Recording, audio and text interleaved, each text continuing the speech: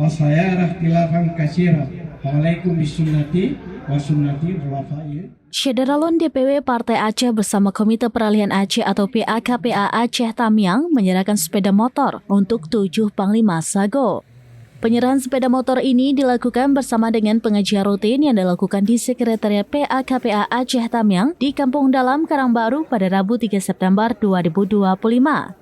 Ketua DPW PA Aceh Tamiang, Fadlon, menyebut total ada 8 sepeda motor yang diserahkan. Namun khusus untuk Panglima Sago ada 7 unit sedangkan 1 unit lagi untuk Sekretariat PAKPA Aceh Tamiang.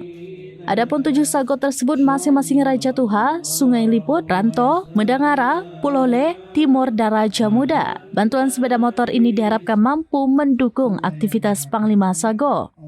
Dalam kesempatan itu, Fadlon yang juga Ketua DPRK Aceh Tamiang menyampaikan pesan kepada seluruh kader dan simpatisan PAKPA Aceh Tamiang agar tetap solid. Dia mengingatkan pentingnya silaturahmi untuk menjaga ukhuwah Islamiyah dan kekompakan. Tanpa persatuan dan kesatuan, Fadlon mengatakan mustahil PAKPA bisa mewujudkan cita-cita. Sementara Muhammad Jafar Sulaiman atau Abi Lung Angen yang mengisi tausiah juga mengingatkan pentingnya silaturahmi.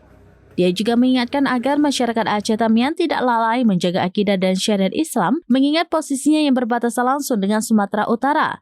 Menurutnya, ada upaya mengajak orang Aceh untuk keluar dari Islam. Pengajian pengurus DPW PA Aceh Tamiang, pengurus DPC PA se-Kabupaten Aceh Tamiang, kemudian juga pengurus KPA wilayah Tamiang sampai ke Panglima Daerah, Panglima Sago.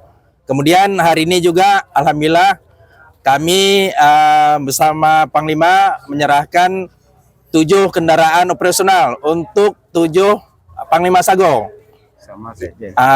Kemudian ada ditambah 1 lagi, 1 kendaraan dinas untuk sekretaris PA Kabupaten Aceh Tamiang yang penggunaannya untuk kebutuhan operasional. Dari Aceh Tamiang, Rahma Wiguna, serambinews.com. Download Tribun X sekarang. Menghadirkan lokal menjadi Indonesia.